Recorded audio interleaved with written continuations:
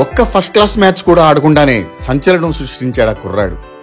గతంలో పెద్దగా క్రికెట్ ఆడిన అనుభవం లేకున్నా ఒత్తిడిని చిత్తు చేస్తూ తొలి ఐపీఎల్ మ్యాచ్లోనే అదరగొట్టాడు.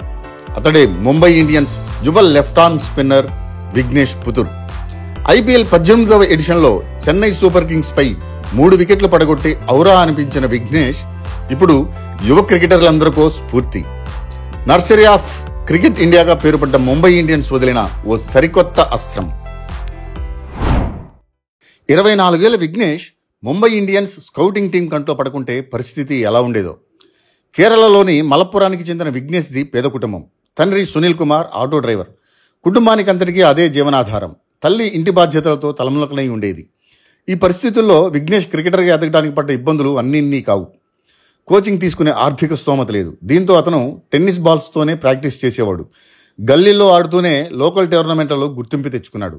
ఆ సమయంలో స్థానికంగా ఉండే కొందరు కోచ్లు అతడిని ప్రోత్సహించారు. దీంతో క్రికెటర్గా ఎదగాలన్న కలను సాకారం చేసుకోవాలనే లక్ష్యంతో త్రిశూర్ చేరాడు విఘ్నేష్. మొదట్లో మీడియం పేసర్గా ఉన్న అతను స్పిన్నర్గా మారాడు. సెయింట్ థామస్ కాలేజీలో మాస్టర్స్ చేస్తున్నప్పుడు నైపుణ్యాలకు పదును పెట్టాడు. కేరళ క్రికెట్ లీగ్ ఆరంభం కాగానే అలప్పి రిపిల్స్ తరఫున ఆడుతూ వెలుగులోకి వచ్చాడు. అండర్-23 లీగ్స్ ఆడాడు. తమిళనాడు ప్రీమియర్ లీగ్లో ప్రదర్శన ఇచ్చాడు. అప్పటికీ అతనికి స్టేట్ సీనియర్ టీంలో చోటు దక్కలేదు. అయినా సరే నిరాశపడలేదు. క్రికెట్పై ప్రేమను చంపుకోలేదు విఘ్నేష్. ఆ సమయంలోనే ముంబై ఇండియన్స్ స్కౌటింగ్ టీం దృష్టిలో పడ్డాడు. కేరళ క్రికెట్ లీగ్లో అతని పెర్ఫార్మెన్స్ చూసిన ముంబై ఇండియన్స్ ఫ్రాంచైజీ 30 లక్షల రూపాయలకు ఈ స్పిన్నర్ను సొంతం చేసుకుంది.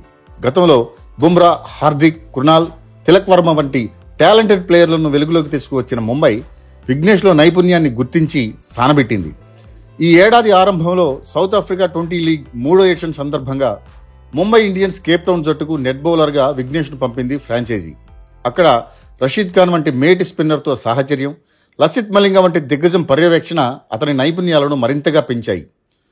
కులదీప్ యాదవ్ను తలపిస్తూ తక్కువ వేగంతో బంతిని మణికట్టుమాయతో వదులుతున్న విఘ్నేష్ గొప్పగా రాణిస్తాడని హర్ష భోగ్లే వంటి కామెంటేటర్ కూడా చెప్పాడు.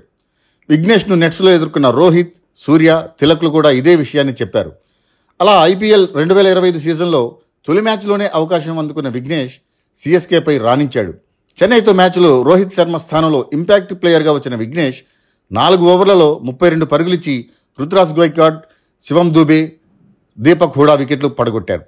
ఈ సీజన్లో విఘ్నేష్ మరిన్ని సంచలనాలు సృష్టిస్తాడో చూడాలి.